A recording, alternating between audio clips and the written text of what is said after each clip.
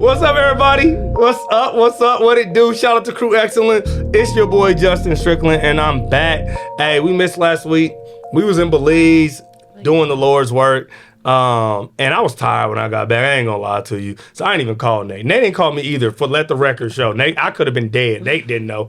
But we back on it. We back with another fire episode of the Ladder Podcast. I have an amazing guest who you've seen before. My beautiful, intelligent, amazing wife, Dr. Louise Ray Strickland, is with us today. Thank you. Thank you. If people, this might be people's first episode seeing you. What's 3 things that should know about you before we jump into today's episode? Okay. That I didn't say last time. 3 new things. I don't care. Okay, so number 1, I'm born and raised from Kansas City, Kansas. Wanda song, baby. Wanda, very proud Sumner Academy graduate. The Sumner Academy. Very proud to be from Wyandotte County. Number 2, I am the first everything in my family. So the first undergraduate, graduate degree, doctoral degree. I like to think of myself as like a bridge builder. Okay. So that's number 2.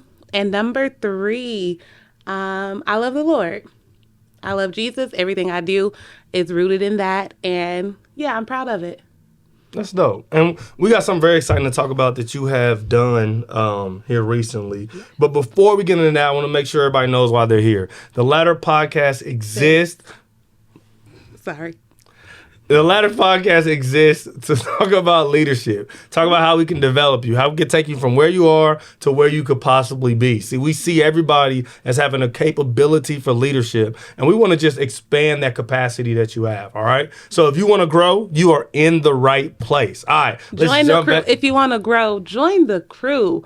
Find us on all social media, Facebook. Join the team. Be a part of Crew Excellence. Okay. This is why she is a soft band. She has a soft band. I'm bringing her on against my better judgment. All right, but you have done something pretty incredible. You hold it up so the camera can see it. Yeah. So Louise, Dr. Strickland has produced a guided journal for those who are dealing with grief or a lost loved one. I've read through the whole journal. I'm actually probably going to start mine this week, working through it. It's amazing. It's an amazing piece of work. Can you talk us through kind of what inspired you to develop it? And let's start there. What kind of gave you the inspiration to develop your guided journal, Missing You? That's a great question. So originally, I wanted to get my thoughts out of my mind and on paper. Because it is inspired by my dad who passed away in 2012. So I just wanted to get my thoughts out of my mind and put it in an order that would make sense to me and for other people. So when you are grieving and you are missing someone, the most important thing is holding on to special moments. You don't want to forget anything. So for me, I just wanted to make sure I had something that when I'm 75, oh yeah, I remember that story about my dad, or oh yeah, I do remember that feeling of when we did this special thing together. Mm-hmm. So. I got you. That makes sense to me. How did you decide to do a guided journal rather than a book? Ooh, that's a great question. So when I was writing the manuscript for the journal, I started by writing all the stories that I could remember.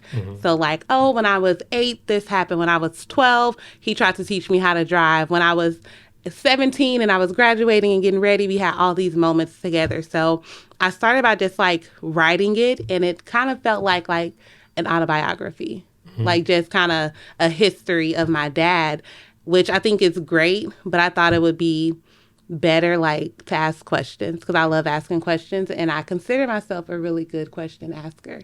So I just wanted to include some thoughts for the reader to respond to, and some questions who's your special person? Why did you pretty much why'd you buy this journal? Yeah. Who did you have in mind when you purchased it? And just give them a chance to write out their thoughts as well.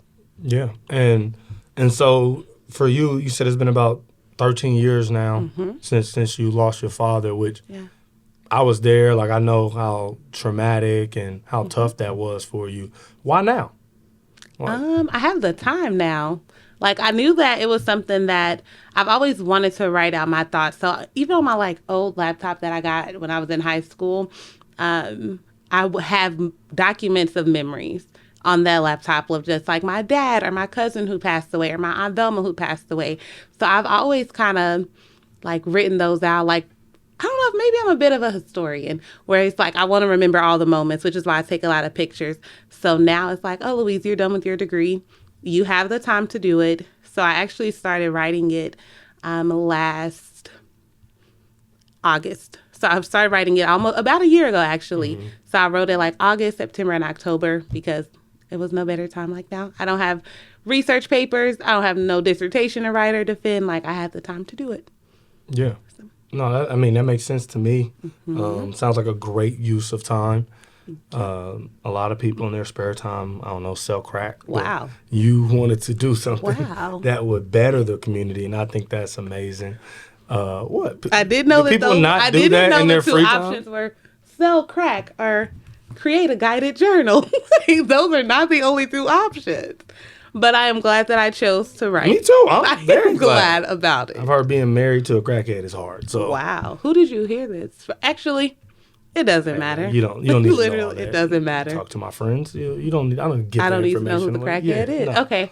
Okay. So one of the things the guided journal is for is to deal with grief. Yes. I feel like with leaders especially, that's something that we don't really talk about. Is like how your losses impact your present and the way that you view the world, right? Like some leaders struggle with trust. Yeah. And it can be because they've lost people that they trusted, right? Or they may struggle with confidence, like self-confidence. And it can be because the person who believed in them is no longer here. So in your kind of life or your journey, how do you feel like your ability to process through this loss has impacted kind of your journey as a leader? I would say it's made it more difficult for sure because there are always like so many moments where you're like, man, if my dad was here, then he would have the answer. He would be able to help me or just like listen in general. So I would say it's made it a more difficult journey. Yeah, it's definitely impacted it. Like having someone that you look up to not be there in big moments is like definitely, it makes everything bittersweet. Yeah. Like even like as an emerging leader or someone who is accomplishing anything, it just makes everything like really, really bittersweet. Yeah, because it's like even every milestone you kind of think like, dang, I wish so-and-so was here so I could share it with them. Heck yeah, because it's like certain things. I mean, I write about this in the journal as well, but it's like certain things that you know that they will understand differently than other people. So it's like you're grateful for everyone that is still presently here to celebrate, but it's always like that missing piece. Like, man, like Dad would love this, or he would like. I imagine that he would like crack up at this same thing that I'm laughing at. So. Yeah, and it makes things bittersweet. It's true. I mean, I was thinking about that the other day. I've gotten into golf recently this summer, and I'm like Tiger Woods, of course. Like I'm just a natural, just VJ Singh, Phil Mickelson, if you will, just a natural.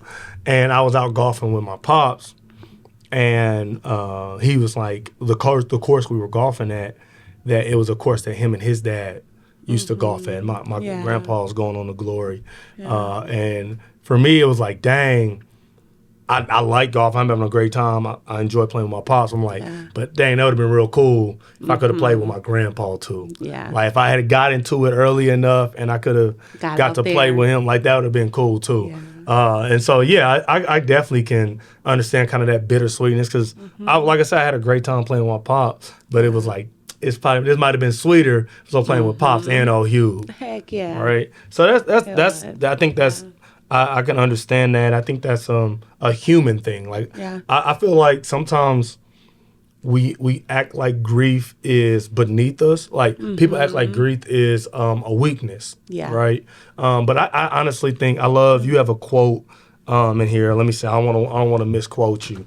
Where you talk about grief is unexpressed love for someone. Yeah. And it's like in one of the first few pages. Yeah. And I really like that quote. And I really think that it captures really the capacity for love someone has to have to experience grief.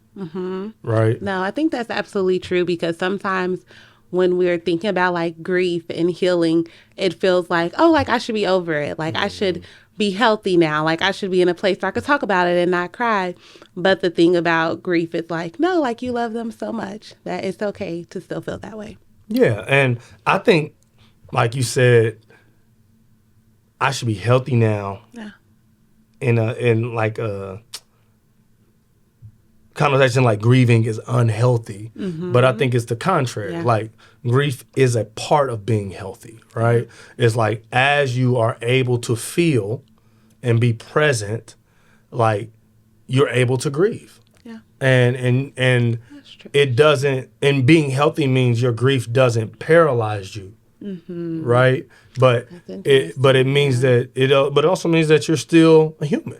Yeah. And like I think it's okay if it does paralyze you. Yeah, I mean, Sometimes you can't get out of bed. yeah, and I think that's just human, right? That's human nature.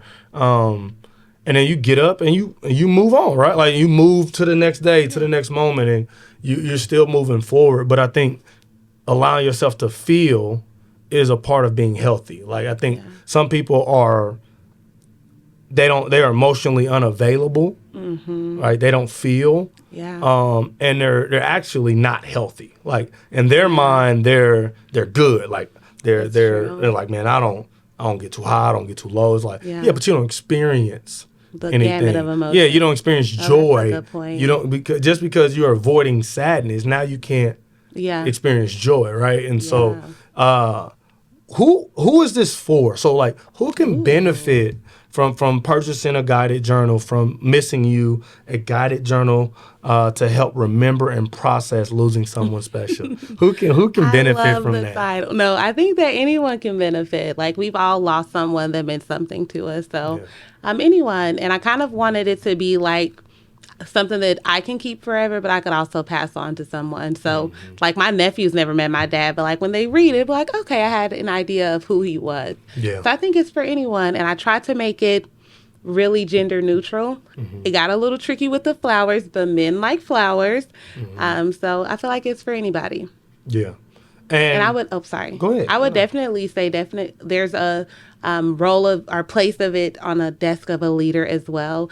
Because I view like leaders who grieve, like on the cartoons when you're in your office and you finally like close the door and you're just by yourself and you turn around and you're like crying looking out the window. You've seen this on cartoons? Is that what you said? I feel like maybe. I don't think you've ever watched a cartoon. Well, a movie. This has happened. Surely this has happened somewhere, and if you know where, just drop it in the comments to prove Justin wrong. But I feel like that's what grieving is as a leader. Like you do it privately, behind closed doors, where like your team can't see you have a moment of weakness, or the people you're leading can't see you like not at your best or at your peak. So like this journal is just an opportunity for anyone to like write out their thoughts and get it on paper. What you have just witnessed is just a piece of an interview that I got to record here on The Ladder. Now, one of the things I get to do on The Ladder is one of my favorite things to do is bring in different leaders from different areas, different walks of life, and to really talk about leadership in whatever capacity and drop some knowledge and some gems on you that you can use. Now, if you want to watch this full episode, it's not that hard, y'all. All you got to do is join Crew Excellence for less than a meal at Chick-fil-A. You can see the full interview and more on our website, and the link is in the description. Join Crew Excellence today. You'll get this full episode. You'll get Motivation Monday. You'll get exclusive merch drop. You'll get some lives. I'll do some lives where it's just us talking about leadership. And if that sounds like something you're interested in, oh man, we having a ball. And I'd love to have you over there at the Hope Institute in Crew Excellence, because I have a group of leaders that are committed to excellence. And I know you would fit right in. So I'll see you over there. And until then, enjoy this snippet of this episode and any other interviews we have here. I love you. Like you said, you don't got to join, but if you want to, you can. And until next time, peace.